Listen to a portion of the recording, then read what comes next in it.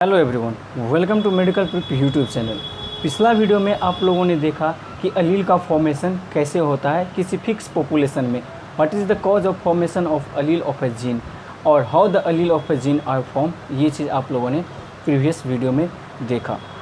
और इसके बाद हम लोग यहाँ पे आगे जो यहाँ पे देखेंगे तो जेनेटिक्स में हर बार यूज होने वाली है बहुत सारे ऐसे इंपॉर्टेंट पॉइंट्स, जो इंपॉर्टेंट पॉइंट्स आपको हमेशा काम आएगा जेनेटिक्स में। यदि इसको आप लोग अभी कंसिडर नहीं करते हैं अच्छे से तो आप इस पॉइंट को बिना समझे आप लोग आगे नहीं बढ़ सकते हैं। तो यहाँ पे हम लोग कुछ इंपॉर्टेंट पॉइंट्स को कंसिडर करके चलते हैं। आप लोग हमारे साथ नहीं भी लिखेंगे तब भी चलेगा, क्योंकि स्क्रीनशॉट लेने के लिए हम आपको टाइम दे देंगे। तो यहाँ पे हम लोग इम्पोर्टेंट पॉइंट्स को लेके चलते हैं और देखते हैं इम्पोर्टेंट पॉइंट्स आपका क्या है। सबसे पहले हम लोग देखते हैं होमोजाइगस। ये हमेशा आपको मिलेगा। तो इम्पोर्टेंट पॉइंट्स में हम लोग फर्स्ट में लेते हैं होमोजाइगस।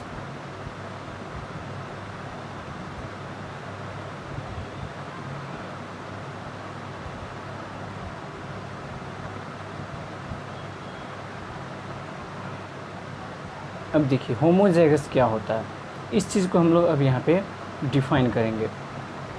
तो होमोजाइगस जब होता है जब दोनों एलील, चलिए यहाँ पे सबसे पहले मैं एक चीज़ आपको बता देता हूँ। ये मान लीजिए कि आपका क्रोमोसोम है, देखते जाइए।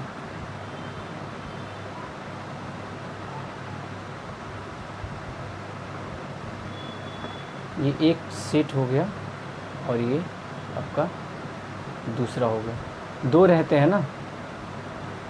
तो इसी चीज़ को यहाँ पे मैं दिखाता हूँ।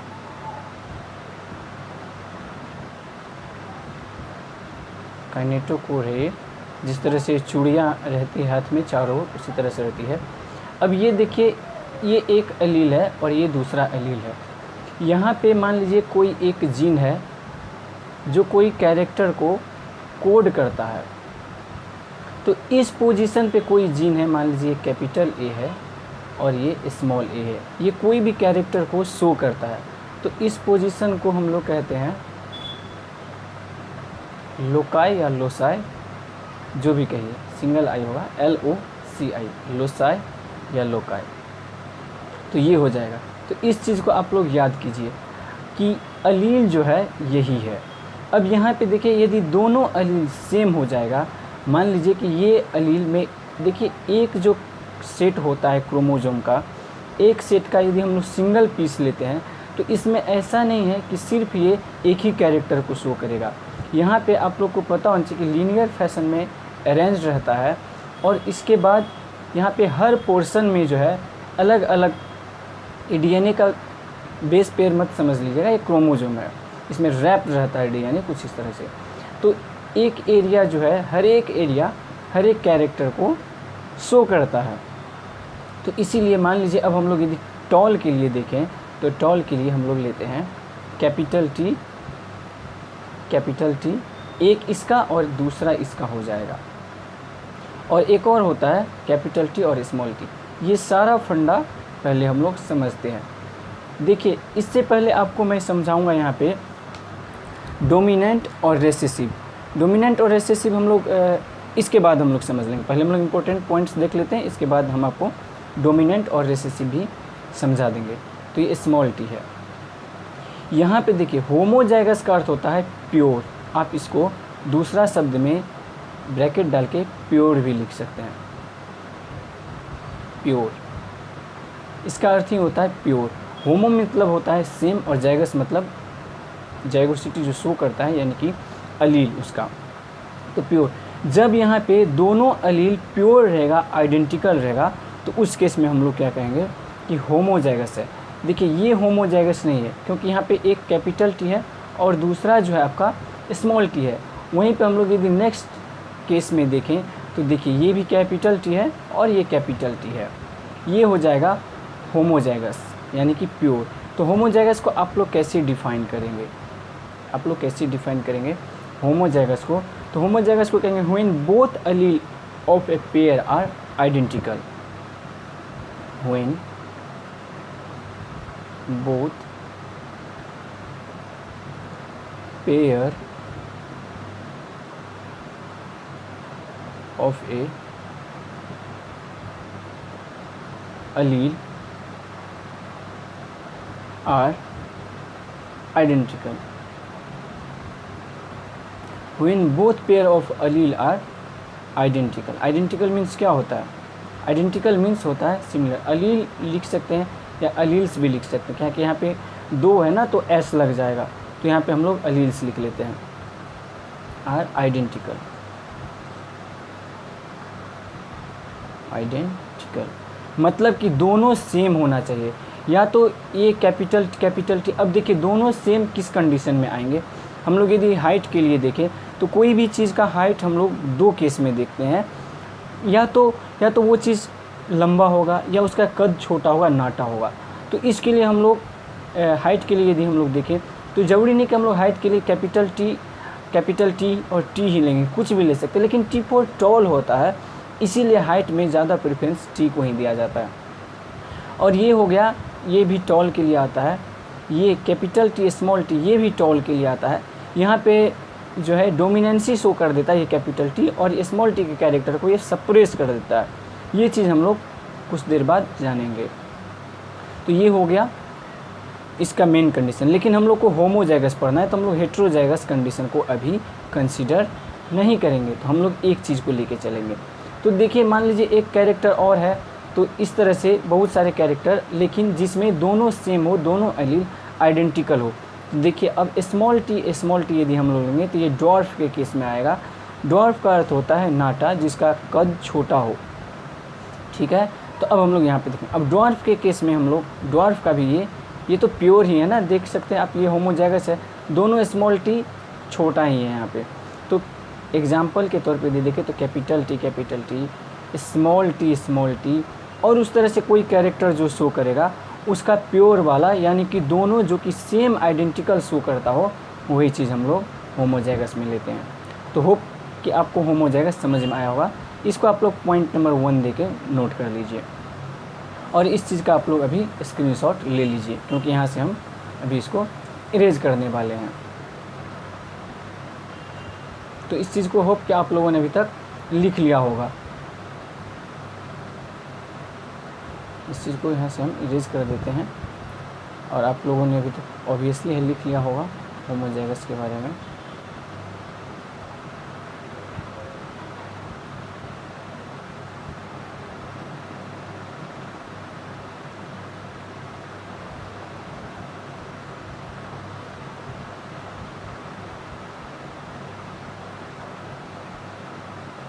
इसको मैं क्लियर ऑल ही कर देता हूँ.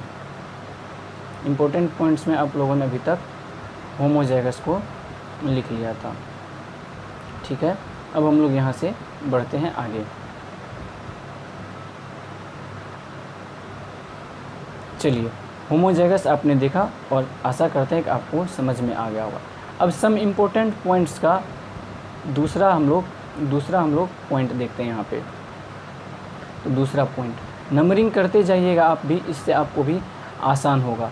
तो इम्पोर्टेंट पॉइंट्स में हम लोग दूसरा जो वर्ड है वो है होमोजाइगस के बाद जो नेक्स्ट आने वाला वो है हेटेरोजाइगस. अब हम लोग देखते हैं कि हेटेरोजाइगस क्या होता है आखिर. तो हेटेरोजाइगस आप लोग को यहाँ पता चल ही गया होगा कि हेटेरो मीन्स होता है अलग अलग. हेटेरोजीनस मिक्सचर आप लोगों ने पढ़ा है ना. हेटेरो मतलब ही होता है डिफरेंट. तो यहाँ पे यदि हम लोग दो डिफरेंट कैरेक्टर को देखें तो हेटेरोजाइगस आ जाएगा. एग्जाम्पल के तौर पे हम लोग यदि हाइट के लिए देखें तो हमने बताया कि हाइट का यदि टॉल लेंगे हम लोग तो कैपिटल टी भी आएगा, कैपिटल टी स्मॉल टी भी आएगा. लेकिन आप लोग यहाँ पे देख सकते हैं कि होमोजाइगस का कंडीशन जो है ये शो कर रहा है, लेकिन हेटेरोजाइगस का ये शो कर रहा है, क्योंकि इसका एक एलील दूसरे एलील से डिफर है. तो यहाँ से देखने से आपको इसका डेफिनेशन पता चल गया होगा कि दोनों एलील जो होगा, यानी कि दोनों एलील, जिनका दोनों एलील एक दूसरे से डिफरेंट होगा, when both allele of a pair are different. तो इसका यदि लिखना चाहेंगे आप लोग डेफिनेशन तो वो भी हम आपको यहाँ पे लिखवा देते हैं. तो डेफिनेशन आप लिख लीजिए, व्हेन बोथ allele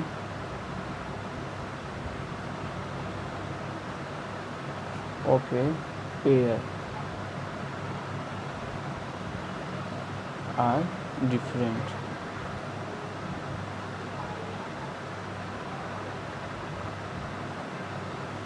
जब ये दोनों अलील एक दूसरे से अलग होगा तो उसको हम लोग कौन सा कंडीशन कहेंगे? ऐसे कंडीशन को हम लोग कहते हैं हेट्रोजाइगस कंडीशन। अब एक और पॉइंट है, हेट्रोजाइगस तक को आपको समझ में आ गया होगा, होमोजाइगस, हेट्रोजाइगस। लेकिन एक और पॉइंट है जो कि इन जनरल आप लोग नहीं सुनते होंगे और आप लोग को इशू भी आती होगी इसके रेस्पेक्ट में। तो चलिए हम लोग देखते हैं कि थर्ड पॉइंट आखिर क्या है, तीसरा। तो तीसरा जो है आप लोग का थर्ड है वो है हेमीजाइगस। क्या है? वो है हेमीजाइगस।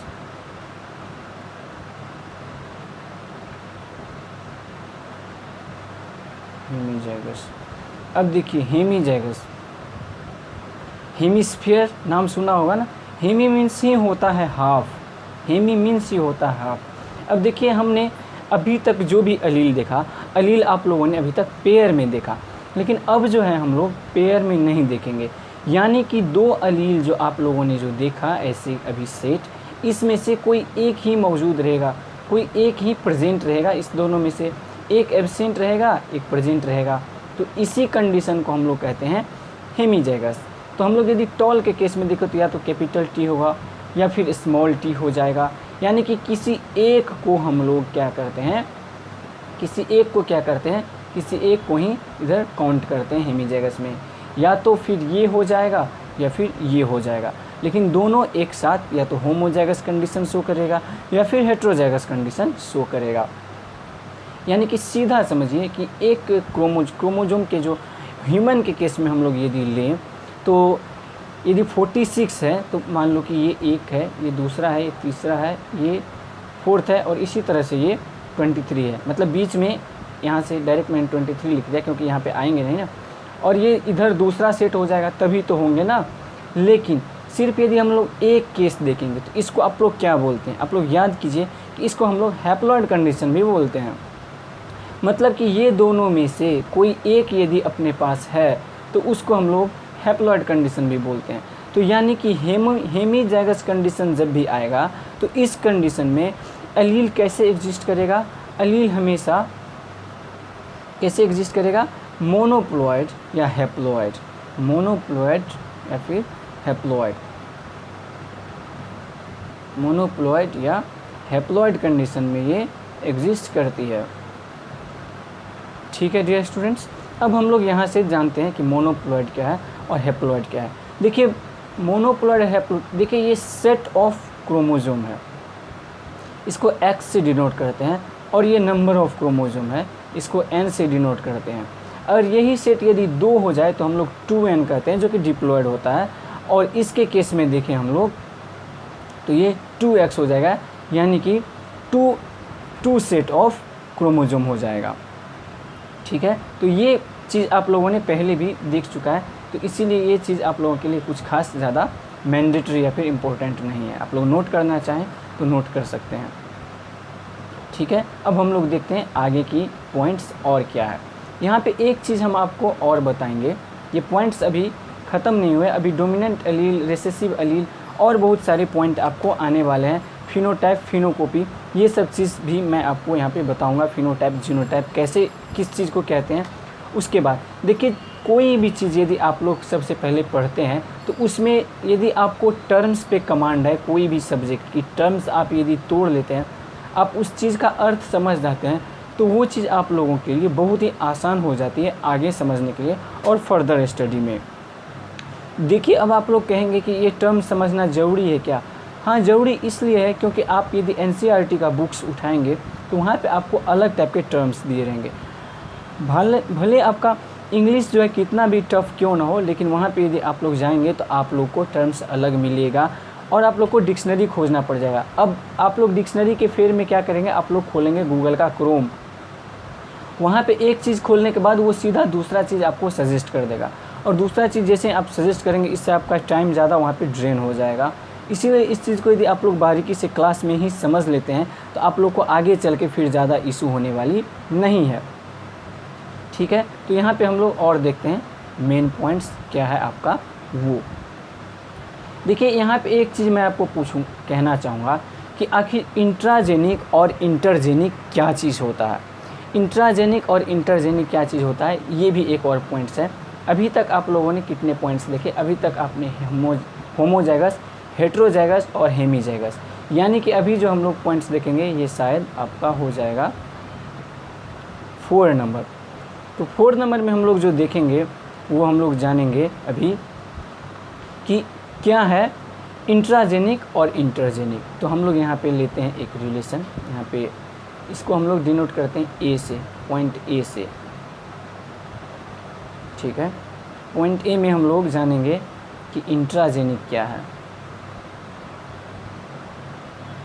इंट्राजेनिक, और देखिए इंट्राजेनिक का ही दूसरा नाम जो होता है वो होता है इंटर अलीलिक या फिर अलीलिक रिलेशन। इसी को कहते हैं इंटर अलीलिक या फिर अलीलिक रिलेशन। इंटर अलीलिक ये है अलीलिक, या फिर इसी का दूसरा नाम हम लोग देखें तो हो जाएगा अलीलिक रिलेशन। आप लोग इसको अच्छे से नोट डाउन कर लीजिएगा कॉपी में। देखिए सबसे पहले हम आपको बता देंगे कि इंट्रा शब्द का अर्थ क्या होता है। देखिए इंट्रा मतलब होता है विद इन। अब बताइए, देखिए यहाँ पे हम एक थाली लेते हैं, ये आपका थाली है। अब जैसा बन रहा है आप लोग देखते जाइए, ये थाली है और इस थाली में बहुत सारे आपके खाने के सामान रखें। एक यहाँ पे है, एक यहाँ पे है, एक यहाँ पे है, एक यहाँ पे, और ये है मान लो कि दूसरा थाली खाना का। इसमें भी अलग अलग टाइप के खाना है, ठीक है, लेकिन दोनों है थाली और इसमें दोनों में खाना है। अब आपको पता नहीं है कि क्या है, तो देखिए ये खाना का रिलेशन जो इस खाने से होगा इसको कहेंगे विद इन, मतलब सेम थाली में हो रहा है, मतलब सेम ऑब्जेक्ट के अंदर हो रहा है, तो इसको कहेंगे हम लोग विद इन। लेकिन यहाँ पे यदि दूसरा चीज़ में देखें, अब इस थाली का रिलेशन यदि हम इस थाली के रिस्पेक्ट में लें, इस थाली का रिस्पेक्ट में यदि हम लोग लें, इसका रिलेशन यदि हम लोग इसके रिस्पेक्ट में लें तो ये हो जाएगा इंटर, ये हो जाएगा इंटर थाली रिलेशनशिप। तो ये मान लीजिए थाली ए है, ये थाली ए है और ये है आपका थाली बी। तो थाली ए से थाली बी को यदि हम लोग रिलेशन करेंगे तो ये हो जाएगा इंटर रिलेशन।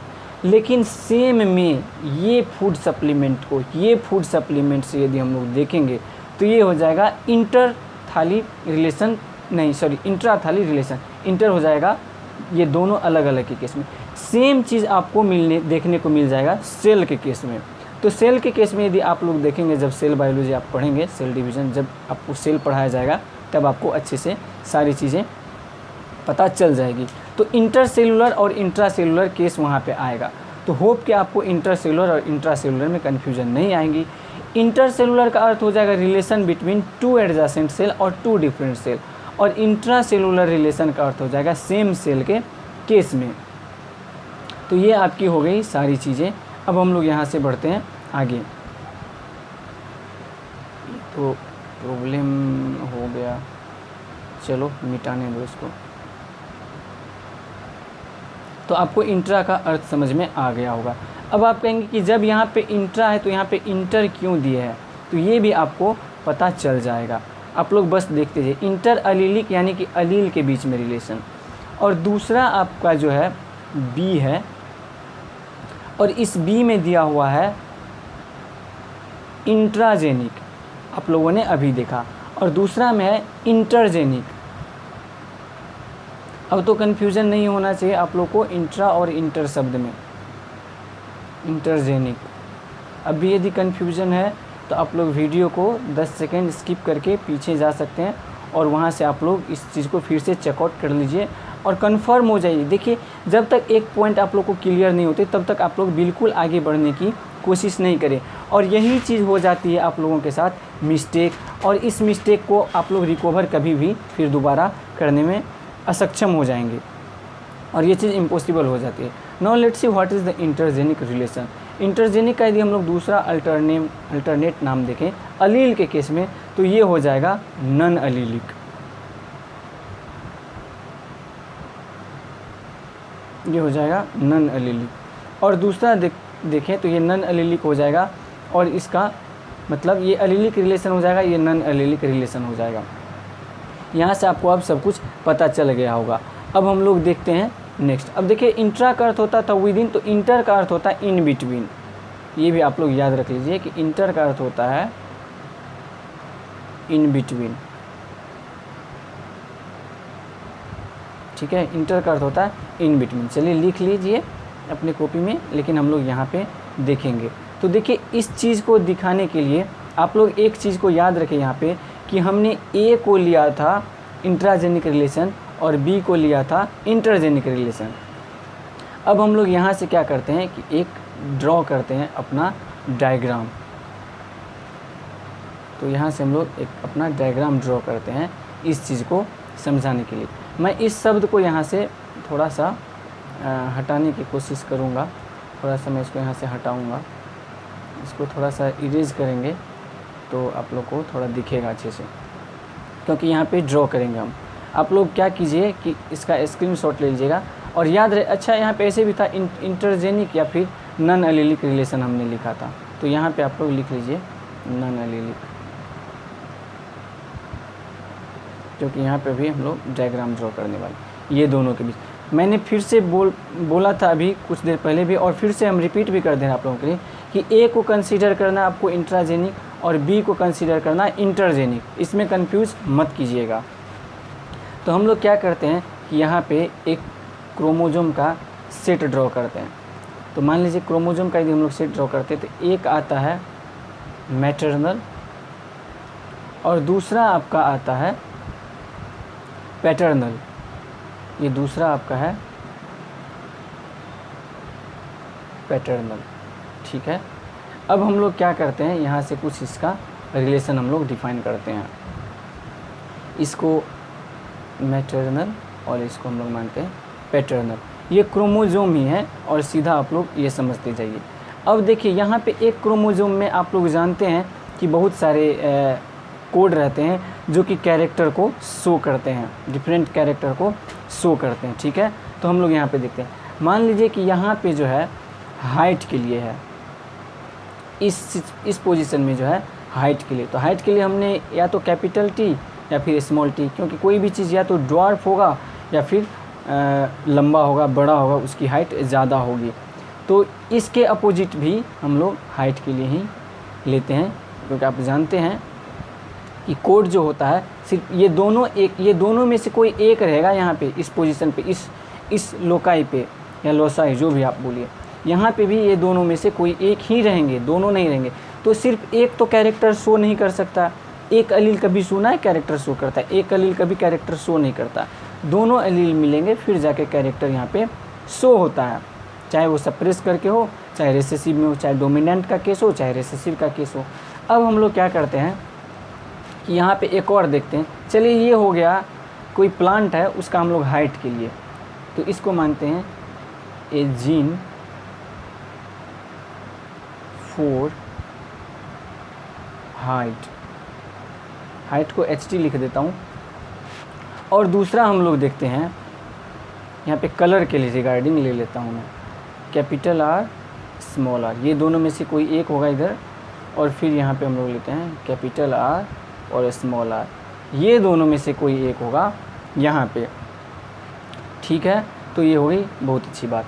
अब हम लोग क्या करते हैं, यहाँ पे एक रिलेशन, जो रिलेशन अभी आप लोगों ने देखा, जो हमने अभी आपको बताया कि A और B के बीच में याद रखना है। तो एक ये जीन था किस चीज़ के लिए, हाइट के लिए। तो इस जीन को हम लोग क्या मानते हैं, इस जीन को हम लोग मानते हैं जीन फॉर कलर के लिए। चलिए इसको लिखते हैं जीन फॉर कलर। कलर किस चीज़ का, तो कलर फ्लावर का है ना। कलर फ्लावर का। अब देखिए हम लोग जो रिलेशन देखेंगे तो ये दोनों रिलेशन, यहाँ पे कलर चेंज कर देता हूँ ताकि आप लोग को समझने में आसानी हो।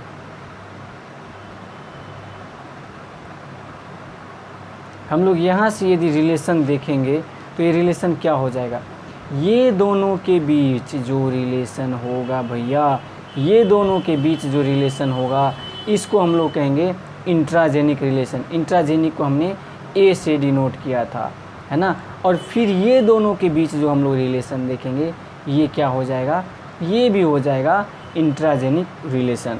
तो इंट्राजेनिक रिलेशन अब आपको पता चल गया।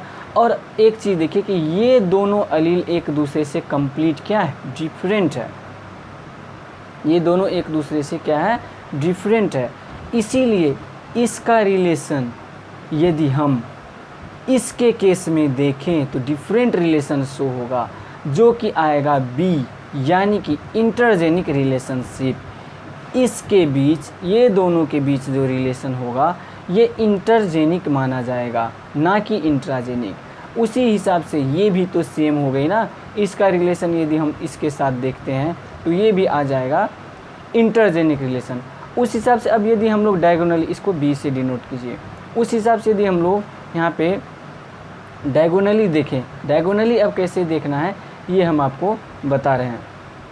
देखिए अब यदि हम लोग इसका रिलेशन सर इसके साथ देखें तो कैसा होगा, अब आप लोग को पता चल गया होगा कि ये भी इंटरजेनिक ही होगा, क्योंकि डिफरेंट अलील के बीच में हम लोग रिलेशन शो कर रहे हैं। अब इसका यदि हम इसके साथ देखें तो ये भी क्या हो जाएगा, इंटरजेनिक रिलेशनशिप हो जाएगा।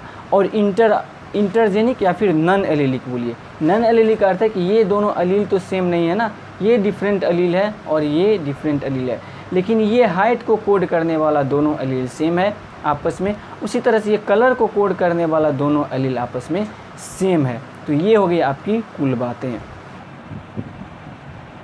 होप कि आपको इंट्राजेनिक और इंट्रा एलिलिक रिलेशनशिप अभी पता चल गया होगा। इंट्राजेनिक के साथ साथ इंटरजेनिक दोनों रिलेशनशिप, एलिलिक और नॉन एलिलिक रिलेशनशिप आपने अभी तक देखा। और आशा करते हैं कि आपको कोई भी वहाँ पे डाउट नहीं रहा हो। यदि डाउट फिर भी रह जाती है तो आप लोग टेलीग्राम चैनल ज्वाइन कर सकते हैं। टेलीग्राम चैनल का ज्वाइन करने का तरीका आप लोग को मालूम होना चाहिए। आप गूगल प्ले स्टोर से टेलीग्राम इंस्टॉल कर सकते हैं। हालांकि टेलीग्राम से हमें कोई पर्सनल फ़ायदा तो नहीं है, लेकिन आप लोगों को इससे पर्सनल फ़ायदा बहुत ज़्यादा मिलने वाली है। अब बताएंगे कि पर्सनल फ़ायदा इसमें क्या है। तो यहाँ पे हम सारे PDFs आपको अपलोड कर देंगे धीरे धीरे करके। यदि कोई स्टूडेंट्स नहीं लिख पाता, सबसे देखिए सबसे पॉजिटिव जो बड़ी बात होती है वो तो यदि आप क्लास के ही टाइम में यदि आप नोट्स को प्रिपरेशन कर लेते हैं तो इससे बेटर कुछ नहीं होता है। क्लास चलते समय यदि आप नोट्स लिख लेते हैं तो इससे बेटर कुछ नहीं होता। और यदि आप क्लास चलते चलते आप स्क्रीनशॉट भी यदि आप लोग ले लेते हैं और उसको यदि बाद में आप लोग लिख लेते हैं तो बहुत बेटर होगा आप लोगों के लिए, है ना। तो ये होगी आपकी बाकी की बातें।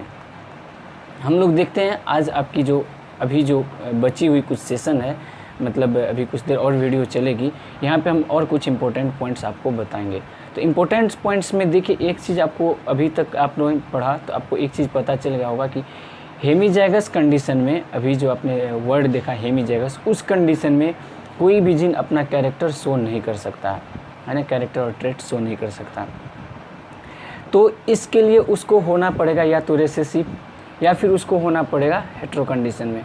हेट्रो कंडीशन में या फिर रेसेसिव या फिर उसका डोमिनेंट प्योर वाला जो आपने पढ़ा होमोजाइगस वो वाला कंडीशन। तो homozygous recessive, homozygous dominant and heterozygous, 3 condition में जब भी कोई जीन आता है तभी वो अपना कैरेक्टर शो करता है। तो यहाँ पे इस एक चीज़ आपको पता चल गया होगा कि जीन के जो होते हैं 2 अल्टरनेट फॉर्म होते हैं। इस चीज़ को आप लोग याद रख लीजिए, इस पॉइंट को आप लोग क्या कीजिए, याद रख लीजिए। A gene has 2 alternate form, 2 alternate form. तो ये 2 अल्टरनेट फॉर्म आखिर क्या है, ये 2 अल्टरनेट फॉर्म क्या है? तो इसका जो फर्स्ट में जो आएगा, फर्स्ट अल्टरनेट फॉर्म यदि हम लोग देखें तो ये हो जाएगा एक अलील, 2 अलील रहता है ना। तो 2 अलील रहता है तो एक अलील को हम लोग कहते हैं डोमिनेंट अलील, ठीक है, डोमिनेंट अलील। डोमिनेंट एलील, और दूसरा जो आपका आएगा उसको कहते हैं रिसेसिव एलील, रिसेसिव एलील। ये हो गई आपकी दोनों। तो दूसरा एक को कहेंगे डोमिनेंट एलील और दूसरा को कहेंगे रिसेसिव एलील। अब देखते हैं कि डोमिनेंट एलील किसको कहेंगे और रिसेसिव एलील किसको कहेंगे। तो यहाँ से मैं फिर से आपको बताता हूँ कि डोमिनेंट एलील और रिसेसिव एलील किसको कहेंगे। तो डोमिनेंट एलील के बारे में हम लोग पहले समझ लेते हैं। यहाँ पे डोमिनेंट एलील जो होता है ये एक ऐसा एलील है जो कि अपना कैरेक्टर को ऑर्गेनिज्म में हेटेरो कंडीशन में एक्सप्रेस करता है। ठीक है, मान लीजिए कि देखिए डोमिनेंट एलील ये तो हेटेरो कंडीशन है नहीं, ये होमो कंडीशन है, तो इसमें तो दोनों के कैरेक्टर आएंगे ही आएंगे। लेकिन डोमिनेंट एलील एक ऐसा एलील होता है जो कि कैरेक्टर शो करता है हेटेरो कंडीशन में। तो हम लोग यहाँ पे लिख सकते हैं इसका डेफिनेशन। इसका डेफिनेशन यदि हम लोग लिखने की कोशिश करें, हेटेरो कंडीशन को आप लोग ऐसे शो कर सकते हैं। तो देखिए ये है रिसेसिव एलील और ये है डोमिनेंट एलील। तो ऐसा कंडीशन जब भी आएगा तो ये जो डोमिनेंट होगा, डोमिनेंसी, ये अपना कैरेक्टर शो करेगा और ये रिसेसिव वाला का कैरेक्टर को ये क्या करेगा, सप्रेस कर देगा। सप्रेस करने के बाद ये अपना कैरेक्टर शो कर देगा। आपने पिछला स्लाइड में देखा था टॉल और ड्वार्फ के केस में कैसे हो रहा था। तो यदि हम लोग इसको डिफिनेशन करेंगे तो ये हो जाएगा द एलील, इसको हम लोग डिफाइन कर रहे हैं, the allele which so its character in hetero condition, hetero का अर्थ हेटेरो जाएगा, समझिएगा। ठीक है, आगे भी आएंगे ये सब। Condition in A organism, in an organism. Hope कि आपको यहाँ पे पता चल गया होगा डोमिनेंट का। और देखिए इसी फेनोमेनन को हम लोग कहते हैं, इसी फेनोमेनन को कहते हैं हम लोग डोमिनेंसी फेनोमेनन। अब बोर्ड का एग्ज़ाम यदि आप लोग देंगे और पूछ दे कि डोमिनेंसी फेनोमेनन बताओ किसे कहते हैं, तो आप लोग एग्ज़ाम में इसे ही लिख के आएंगे कि डोमिनेंसी फेनोमेनन यही है। ठीक है, डोमिनेंसी फेनोमेनन इसी को कहते हैं। ये हो गई आपकी डोमिनेंसी फेनोमेनन। अब देखिए एक चीज़ यहाँ पे आप लोग को बता देना चाहूँगा कि आप लोग डोमिनेंसी फेनोमेनन जो होगा ये डोमिनेंसी कैरेक्टर शो करेगा। जो डोमिनेंसी फेनोमेनन होगा वो डोमिनेंसी कैरेक्टर ही भी तो शो करेगा। तो आप लोग इसको लिख लीजिए कि डोमिनेंसी, एक सेकेंड मिस्टेक हो गया, डोमिनेंसी कैरेक्टर इज शोन, मतलब इसी का ये डिफिनेशन है, इज शोन। अब देखिए कैरेक्टर या ट्रेट आप लोग बोल सकते हैं यहाँ पे। अब यहाँ पे एक चीज़ मैं आपको बता देना चाहूँगा कि कैरेक्टर और ट्रेट में डिफरेंस क्या है। इस चीज़ को यहाँ पे चलिए हम लोग समझते हैं कि आखिर कैरेक्टर क्या है, कैरेक्टर क्या है। ये चीज़ आपको बार बार मिलेगी अभी जेनेटिक्स में, और आपको इसका डिफिनेशन पता भी होना चाहिए। आप लोग यदि पढ़ के जाएंगे और कोई पूछ दे कि कैरेक्टर और ट्रेट में बताओ कि क्या डिफरेंस है, तो इस चीज़ को यदि आप वहाँ पे बताने में सक्षम हो जाएंगे तो आप लोगों के लिए बहुत ही आसानी होगी। तो चलिए हम लोग जानते हैं कि कैरेक्टर क्या होता है। कैरेक्टर जो होता है ना, ये फिनोटाइप होता है, ये होता है फिनोटाइप। और ट्रेट जो होता है, ट्रेट जो होता है ये इनहेरिटेड कैरेक्टर होता है, इनहेरिटेड कैरेक्टर होता है ये। अब आप कहेंगे कि इनहेरिटेड कैरेक्टर क्या होता है, यहाँ पे कैरेक्टर का इतना ही मैं लिखता हूँ, आप पूरा लिख लीजिएगा। इनहेरिटेड कैरेक्टर क्या होता है, तो इनहेरिटेड कैरेक्टर जो है यही तो है कि पेरेंट से प्रोजेनी में जो भी चीज़ इनहेरिट होती है, मतलब जाती है, जेनेटिक्स में हम लोग इसी चीज़ के बारे में यदि पढ़ते हैं तो इसी चीज़ को इनहेरिटेंस कहते हैं, जो कि आप लोग आगे भी जानेंगे। ठीक है, इसका 2 है और मोलिकुलर में भी आप लोग इसके बारे में जानेंगे। तो इन जनरल यदि देखी जाए तो जेनेटिक्स और मोलिकुलर मिला के यदि आप लोग पढ़ लेते हैं तो ये दोनों एक दूसरे से बहुत ही रिलेटेड है। साथ में इसके बाद यदि आप लोग की बायोकेमिस्ट्री रेगुलर हो जाती है तो फिर आपको यहाँ से एक भी क्वेश्चंस नहीं छूटेगी। आगे आने वाले समय में हम आपको क्वेश्चंस बैंक्स भी अच्छे अच्छे सजेस्ट कर देंगे, तो वहाँ से भी आपकी बहुत सारी चीज़ आसान हो जाएगी। तो ये होगी आपकी ये बातें। अब देखिए हम लोग कहाँ पे थे, हम लोग जो पढ़ रहे थे, हम लोग अभी जान रहे थे डोमिनेंट अलील और रिसेसिव अलील आखिर क्या होता है। डोमिनेंट अलील और रिसेसिव अलील में आपने देखा डोमिनेंट अलील का डिफिनेशन, साथ में ये किस तरह से शो करता है ये भी आपने अभी देखा। अब हम लोग जानते हैं कि रिसेसिव अलील क्या होता है। तो रिसेसिव अलील जानने के लिए अब देखिए रिसेसिव अलील में क्या होगा, ये तो सप्रेस हो जाता है। ये क्या हो जाता है, सप्रेस हो जाता है। मतलब कि एक ऐसा अलील जो अपना कैरेक्टर एक्सप्रेस नहीं कर सकता है हेटेरो कंडीशन में, मतलब कि दैट अलील या the Aleel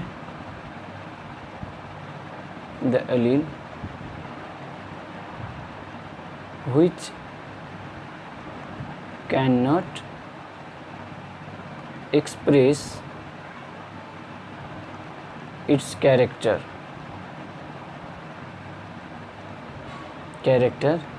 in hetero condition। ठीक है, हेटेरो कंडीशन, इन हेटेरो कंडीशन में अपना ये कैरेक्टर शो नहीं करेगा। तो अब आप पूछेंगे कि ये अपना कैरेक्टर शो कब करेगा, तो ये रेसेसिव के केस में, जब हम लोग रेसेसिव होमोजाइगस पढ़ते हैं तब शो करता है। आप लोगों ने देखा था कि ये कैपिटल टी टॉल है तो ये डोमिनेंट होमोजाइगस है, ये कैपिटल टी स्मॉल टी है तो ये डोमिनेंट हेटेरोजाइगस कंडीशन है। और हम लोग इसी चीज़ के बारे में अभी यहाँ पे पढ़ा और इसमें भी पढ़ा। अब कहेंगे कि रेसेसिव अलील तो स्मॉल टी जो कि ड्वार्फ के केस में आप लोगों ने रिसेंटली देखा था। तो ये हो गई। अब हम लोग कम्बिनेशन ऑफ अलील का यदि देखें, इसी में यदि हम लोग कम्बिनेशन ऑफ अलील का देखें तो आप लोग यहाँ पे कम्बिनेशन ऑफ अलील देख सकते हैं कि अलील का कम्बिनेशन कैसे होता है। अलील का कम्बिनेशन देखिए इसी 3 तरीके से फॉर्म होते हैं, इसके अलावा कोई ज़्यादा इसका कोई उपाय नहीं है। एक चीज़ को कोड करने के लिए दो अलील का यदि आप लोग यूज करेंगे तो 2 अलील से जो शो होगा कैरेक्टर वो 3 ही टाइप के कैरेक्टर शो हो सकते हैं। आगे हम लोग देखेंगे कि 3 से कितना शो होता है और फिर उससे ज़्यादा 4 से, लेकिन उससे ज़्यादा आगे आपसे एग्ज़ाम में नहीं पूछा जाएगा। तो देखिए हम लोग एक्सप्रेशन यदि देखें, कम्बिनेशन ऑफ अलील देखें तो ये आपने देखा कि 3 टाइप से हो रही है। ठीक है, चलिए इसको मैं यहाँ से क्लियर कर देता हूँ और फ्रेश पेज ले लेता हूँ। अब हम लोग देखते हैं कम्बिनेशन ऑफ अलील, हालांकि ये रिलेटेड है अभी प्रीवियस स्लाइड से, तो आप लोग चाहें तो देख सकते हैं उसको भी, लेकिन यहाँ पे मैं बता देता हूँ। कम्बिनेशन ऑफ, मेरा हैंडराइटिंग थोड़ा सा आप लोग को मैनेज करना पड़ेगा, थोड़ा सही नहीं है। कम्बिनेशन ऑफ अलील हम लोग यदि देखते हैं तो इसके भी 3 ही तरीके से कम्बिनेशन होते हैं 2 चीज़ों के लिए, 2 के लिए। ऐसे इसका कम्बिनेशन ऐसे ही होता है, डोमिनेंट और फिर रिसेसिव का किस तरह से होता है। तो हम लोग देखते हैं, एक तरह लेते हैं हम लोग कम्बिनेशन ऑफ अलील और दूसरी तरफ इसका देखेंगे कि कम्बिनेशन होने के बाद इसका कैरेक्टर जो आएगा वो कैसा आएगा। क्योंकि जीन जो होते हैं वो कंबाइन क्यों करते हैं, वो कंबाइन इसीलिए करते हैं ना ताकि आपको शो करे कैरेक्टर। अलील कम्बिनेशन उस पे जो कोडिंग होती है वो कैरेक्टर शो करने के लिए ही तो कोडिंग होती है ना। तो यहाँ पे हम लोग लिखते हैं कैरेक्टर, ठीक है। और ये हुई कम्बिनेशन ऑफ अलील। तो देखिए आपने देखा, एक एग्जांपल मैं ले रहा हूँ, आप हमेशा कहेंगे कि आप ये क्यों ले लेते हैं, एग्जांपल मैं ले रहा हूँ यहाँ पे कैपिटल टी ये टॉल के लिए डोमिनेंट होमोजाइगस डोमिनेंट का कंडीशन है ये। वहीं पे दूसरा देखें तो capital T small T dominant लेकिन हेटेरोजाइगस का कंडीशन है ये। वहीं पे हम लोग देखें तो क्या है ये, रेसेसिव बट होमोजाइगस है। मतलब कि पहला में 2 डोमिनेंट मिल रहा है, फर्स्ट में यदि हम लोग देखें तो यहाँ पे 2 डोमिनेंट मिल रहा है, यानी कि डोमिनेंट और फिर एक डोमिनेंट क्रोमोसोम है, मान लीजिए इसका पोजीशन ये है, और दूसरा भी डोमिनेंट है, ये भी डोमिनेंट है। तो ये है। अब इसका जो कैरेक्टर होगा मेरे सर, वो कैरेक्टर क्या होगा? इसकी कैरेक्टर की बात करें तो ये कैरेक्टर यहाँ पे एक्सप्रेस्ड होगा डोमिनेंट के केस में, मतलब कि ये टॉल होगा तो डोमिनेंसी यहाँ पे शो करेगा। ठीक है, यहाँ पे डोमिनेंसी शो कर देगा। और इसका जो कैरेक्टर होगा और इसका कैरेक्टर सेम होगा तो सेम यहाँ पे आ जाएगा टॉल के केस में। अब यहाँ पे देखिए कि हमने फिर से दो एलील लिया। एक पे है यहाँ पे क्या, एक पे है ये वाला कैपिटल टी और दूसरा पे है ये स्मॉल टी। यानी कि एक है डोमिनेंट और एक क्या है आपका, एक है आपका रेसेसिव, एक है आपका रेसेसिव। तो डोमिनेंट जो होता है रेसेसिव से ऑलवेज बड़ा होता है। डोमिनेंट रेसेसिव से, डोमिनेंट और रेसेसिव का जहाँ कहीं भी कंडीशन देखोगे तो एक ही चीज़ समझना कि वहाँ पे डोमिनेंट अपना कैरेक्टर शो करेगा। अब जो कैरेक्टर शो किया वो तो राजा हो गया, मालिक हो गया, और नीचे वाला समझो कि एज ए स्लेव यानी कि नौकर हो गया। तो ये अपना कैरेक्टर शो कर देगा, बोलेगा तुम शांत रहो, हमें अपना कैरेक्टर शो करने दो। तो डोमिनेंसी यहाँ पे भी देखने को मिल जाएगी। ठीक है, यहाँ पे भी आपको डोमिनेंसी ही देखने को मिलेगी, लेकिन किस कंडीशन में? डोमिनेंसी तो देखने को मिल रही है लेकिन हेटेरोजाइगस कंडीशन में। यहाँ पे यदि बात करें तो चलिए यहाँ पे फिर से हम लोग क्या करते हैं, देखते हैं। एक टी को इस पे ले लीजिए, एक एलील पे, और दूसरा टी को हम लोग लेते हैं इस एलील पे। अब बताइए कि एक टी यहाँ है। अब देखिए यहाँ पे डोमिनेंट का तो केस नहीं है, दोनों सेम है, होमोजाइगस है, लेकिन रेसेसिव कंडीशन है। तो ये भी हो गया रेसेसिव। रेसेसिव को हम आर से डिनोट कर देना है, ये भी हो गया रेसेसिव। तो रेसेसिव को आर से हमने डिनोट किया, तो यहाँ पे ये जो कैरेक्टर होगा डोमिनेंट नहीं शो करेगा, ये रेसेसिव कैरेक्टर शो करेगा। ठीक है, रेसेसिव कैरेक्टर शो करेगा। अब आप लोग एक बात को समझिए कि ऐसा नहीं है कि रेसेसिव कैरेक्टर सिर्फ मदर से आती है। आप लोगों ने मैटरनल, देखिए यहाँ पे जो दो क्रोमोजोम है, ये दो क्रोमोजोम है, ये दो क्रोमोजोम है, तो एक को हम लोग क्या लिखते हैं, पैटर्नल, और एक को लिखते हैं मैटरनल। पैटर्नल फादर के केस से आता है, पी से पापा, एम से मैटरनल यानी कि मम्मी। तो पैटर्नल और मैटरनल का केस में हम लोग अक्सर मैटरनल को टी से, मतलब रेसेसिव का केस में दिखाते हैं। तो इसका मतलब ये नहीं कि वो रेसेसिव ही शो करेगा। आप लोगों ने बहुत सारे ऐसे कंडीशन देखे होंगे, यदि कोई घर में पापा का हाइट जो है वो कम है और माँ की हाइट यदि ज़्यादा है तो बच्चे भी की भी हाइट जो है वो ज़्यादा होते हैं।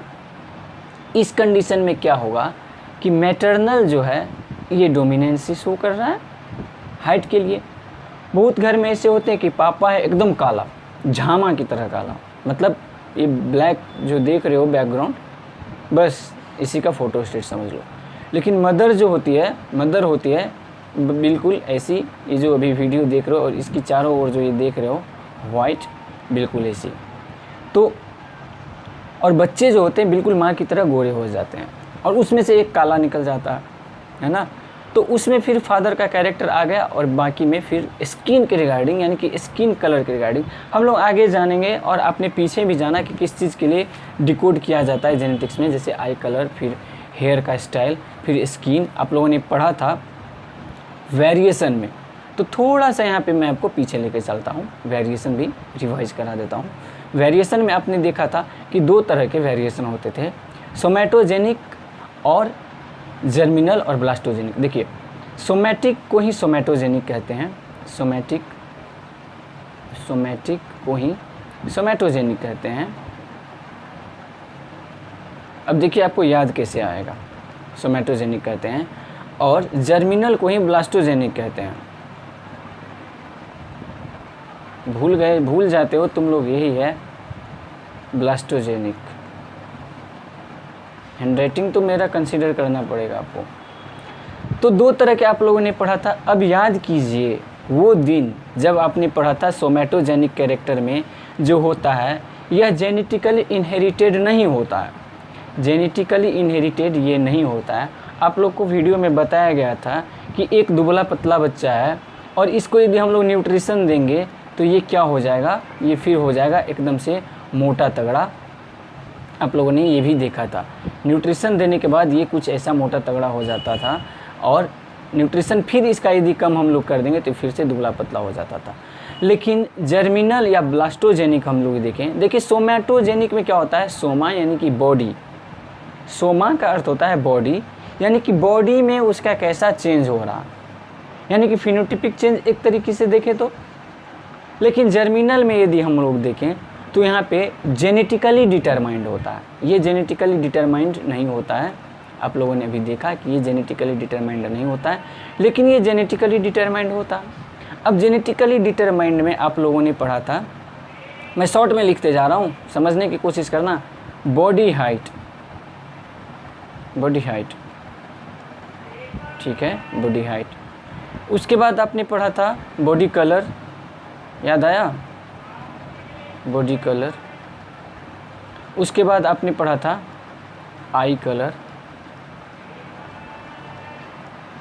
उसके बाद आपने पढ़ा था हेयर स्टाइल,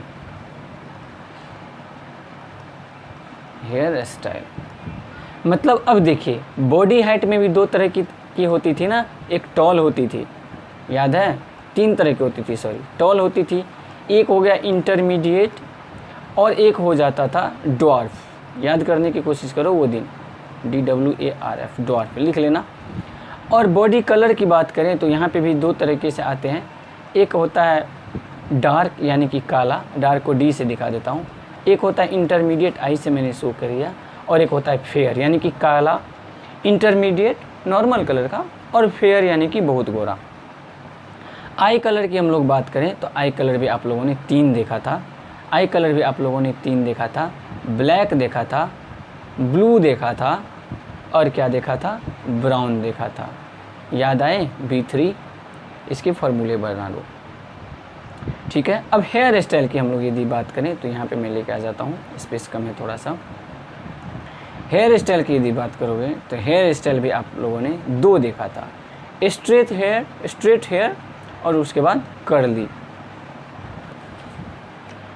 तो ये हो गए आपके ब्लास्टोजेनिक और सोमैटोजेनिक वेरिएशन। आप लोगों ने अभी तक जो देखा ब्लास्टोजेनिक और सोमैटोजेनिक वेरिएशन था, यहाँ तक आप लोगों को कोई दिक्कत नहीं होना चाहिए।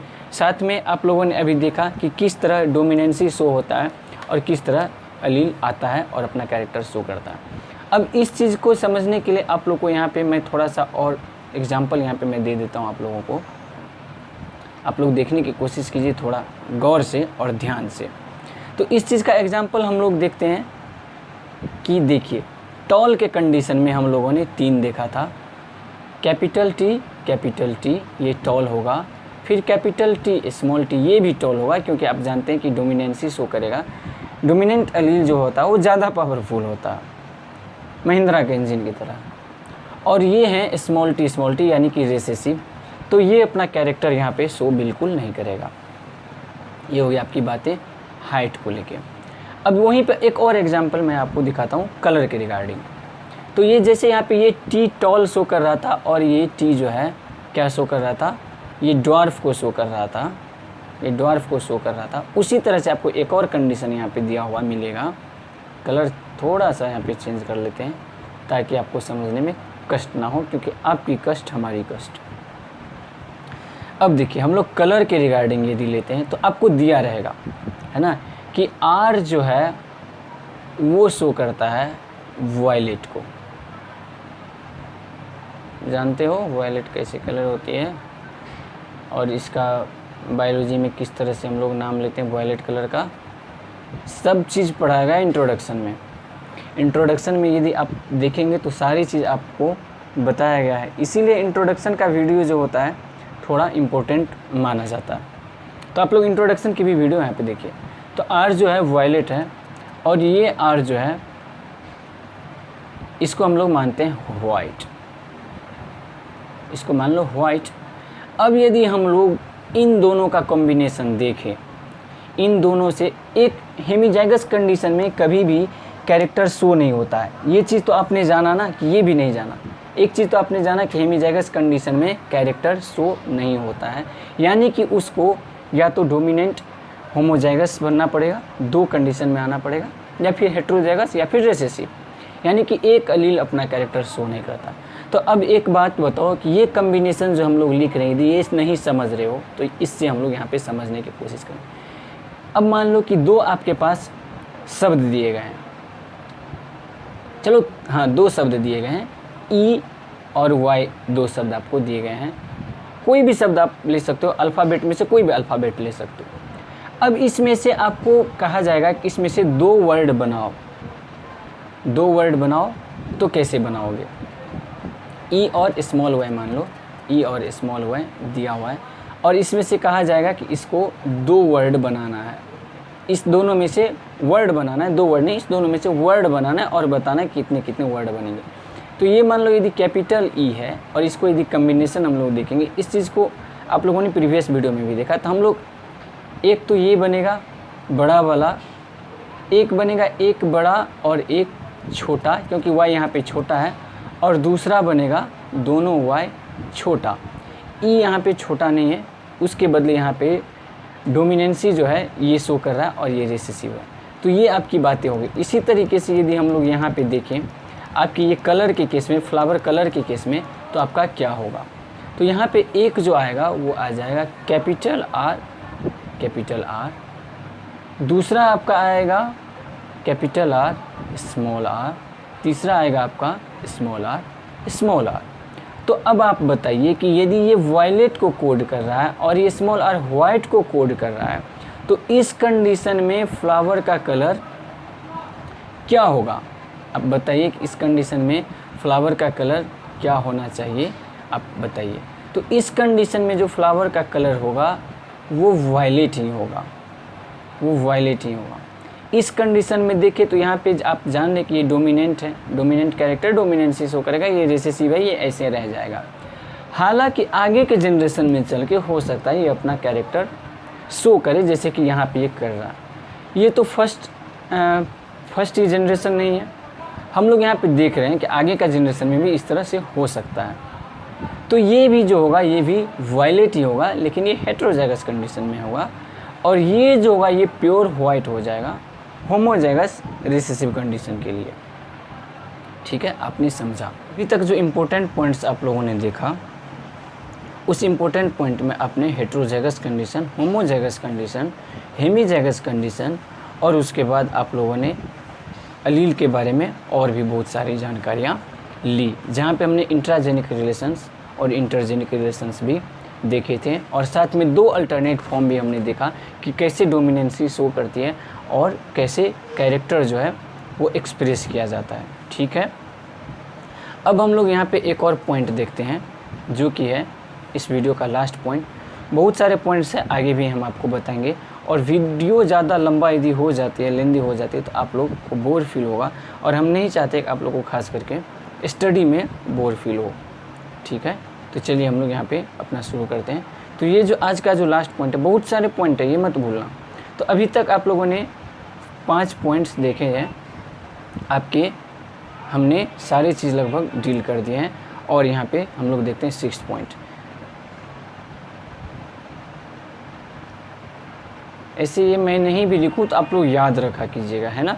आगे से हो सकता है कि मैं सारा पॉइंट्स नंबरिंग भूल जाते हैं, मतलब थोड़ा गजनी वाला स्थिति है मेरा, तो गजनी मूवी देखे होंगे आप लोग, वही स्थिति है मेरा, मैं भूल जाता हूँ।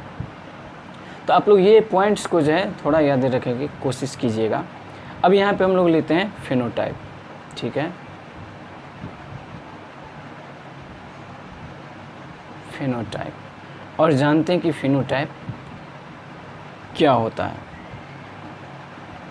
ठीक है, फेनोटाइप क्या होता है।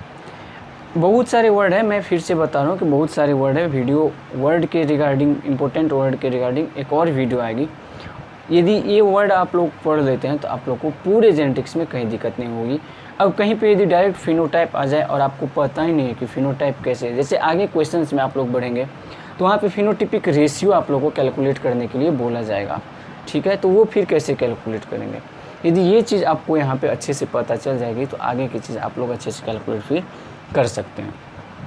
तो चलिए देखते हैं फिनोटाइप क्या होता है। देखिए फिनोटाइप जो होता है ये एक्सटर्नल कैरेक्टर होता है। एक्सटर्नल कैरेक्टर बोलिए या एक्सटर्नल अपीयरेंस बोलिए, ठीक है, एक्सटर्नल। अब देखिए हम लोग सीधी सी बात, चलिए इसका मैं सबसे पहले यहाँ पे डेफिनेशन लिख देता हूँ।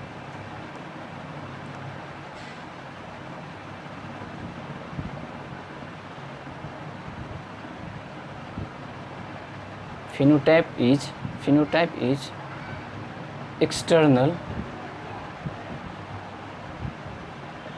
appearance, external appearance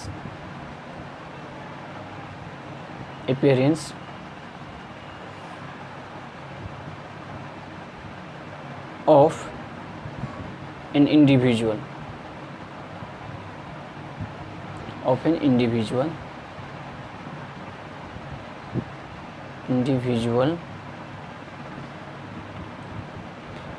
with respect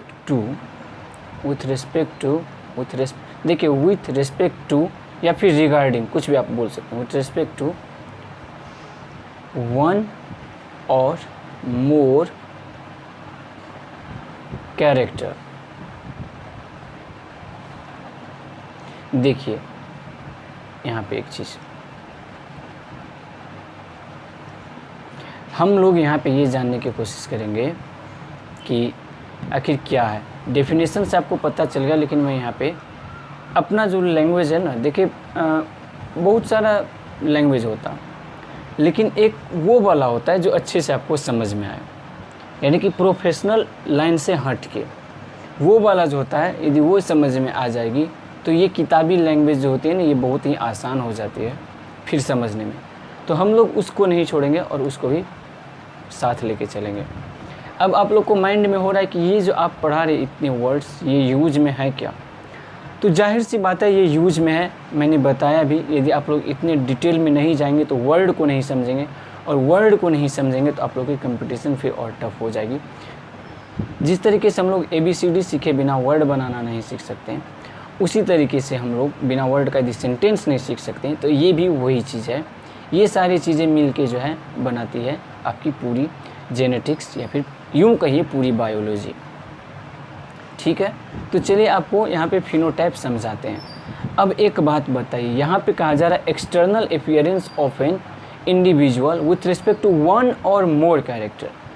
अब आपके सामने एक कुत्ता ले लो, एक डॉग ले लो, और ऐसा डॉग लो जो कि लोकल डॉग हो, ब्रीड वाला नहीं हो, ब्रीड वाला डॉग नहीं हो, लोकल डॉग हो। अब देखोगे इस डॉग में कितनी चीज़ है। सबसे पहले इसका हम लोग कलर देखते हैं, फर का कलर। फर मतलब होता है रौं, यानी कि उसके बाल, फर के कलर। तो आप देखते हैं कि उसके फर के कलर बहुत सारे डॉग में एक समान होते हैं, बहुत सारे में नहीं होते हैं। उसको चितकबरा बोलते हैं, मतलब अलग अलग कलर रहेंगे। कहीं पे पैचेज टाइप, पैचेज जानते हो ना, पैचेज टाइप के बने रहते हैं उसके बॉडी पे, पैचेज टाइप के अलग अलग कलर आपको देखने को मिल जाएगा। पैचेज टाइप के जो कलर रहते हैं वो देखने को मिल जाएगा। तो ये जो आप लोग देखते हैं यही होता है एक्सटर्नल अपीयरेंस। समझ गए सर?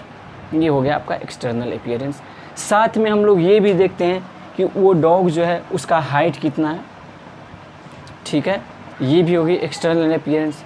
तो फर का कलर जो है ये हो गई एक कैरेक्टर। अब उसकी स्ट्रक्चर देखिए बॉडी की, यानी कि वो कैसा है, बड़ा है साइज़ में, छोटा है, कैसा है, वो हो गई उसकी दूसरी कैरेक्टर फिनोटाइप में ही। और यहाँ पे इस फर को कलर कोड करने वाला जो जीन होगा वो वर्ड हम लोग नेक्स्ट वीडियो में जानेंगे, उसको कहते हैं हम लोग जीनोटाइप। यहाँ पे मैं थोड़ा सा लिख देता हूँ, हिंट दे देता हूँ। हिंट मिलती है ना CBSE की बुक्स में और SCSE की बुक्स में अक्सर दी रहती है कॉर्नर पे हिंट्स, तो इसे वही समझो, उसी टाइप का हिंट समझो। तो ये हो गई फर के रिगार्डिंग। वहीं पे हाइट हमने देखा। अब बहुत सारे डॉग्स के देखोगे उसके जो पैर होते हैं ना, क्लॉज जिसको कहते हैं क्लॉज, पंजा, देखते हो ऐसे रहता है पंजा, उसका कलर देखेंगे तो किसी का भूरा रहता है, ब्राउन रहता है, किसी का ब्लैक रहता है। तो वो हो गई उसकी दूसरी मतलब फिनोटिपिक कैरेक्टर। इसका रेशियो भी हम लोग आगे निकालना जानते हैं, फिनोटिपिक रेशियो और जीनोटिपिक रेशियो किस तरह से कैलकुलेट किया जाएगा, ये चीज़ हम लोग आगे वीडियो में ज़रूर जानेंगे। तो ये हो गई फिनोटाइप। उसी तरह से हम लोग एक और चीज़ यदि देखें तो हम लोग देखते हैं कि उसका पूँछ, ये उसकी भी हाइट लेंथ यदि बड़ी है छोटी है तो ये भी चीज़ आ जाएगी फिनोटिपिक में। मतलब कि उसकी बाहरी पूरा बॉडी में उसकी जो है आखिर कैसी कैरेक्टर वो शो कर रहा है, आखिर ये कुत्ता कैसा कैरेक्टर शो कर रहा है अपना बॉडी में, ये कैसा दिख रहा है, इस चीज़ को यदि हम लोग बारीकी से देखेंगे तो यही चीज़ हो जाती है फिनोटिपिक रेशियो। यही है डॉग मैंने जो बनाया, तो इसकी जो होती है यही होती है यही जो होती है इसकी होती है फिनोटाइप, यानी कि एक्सटर्नल अपीयरेंस। तो आज की वीडियो में हम लोग यहीं तक रखते हैं। नेक्स्ट वीडियो में हम लोग जानेंगे इससे आगे और बहुत सारे इंटरेस्टिंग वर्ड्स जो कि आपकी जेनेटिक्स को बना देगी बहुत ही आसान। यदि आप नए हैं तो हमारे इस चैनल को सब्सक्राइब कर लीजिए और आपको वीडियो कैसा लगा आप अपना प्रतिक्रिया जो है कमेंट बॉक्स में दीजिए। यहाँ का टेलीग्राम चैनल ज्वाइन कर सकते हैं। टेलीग्राम ऐप इंस्टॉल करने के बाद आप लोग सर्च कीजिएगा @medical_prep। आपको ये लिंक डिस्क्रिप्शन बॉक्स में भी मिल जाएगा। तो यहाँ पे यदि आप लोग आएंगे और इस चैनल से जुड़ जाएंगे तो आप लोग को बहुत सारे बेनिफिट्स मिलेगी। वहाँ पे बहुत सारे टाइप्स का क्वेश्चंस, क्विज़ और पीडीएफ्स आपको मिल जाएंगे। तो मिलते हैं अगले वीडियो में, तब तक के लिए जय हिंद और अपना स्टडी पे आप फोकस कीजिए।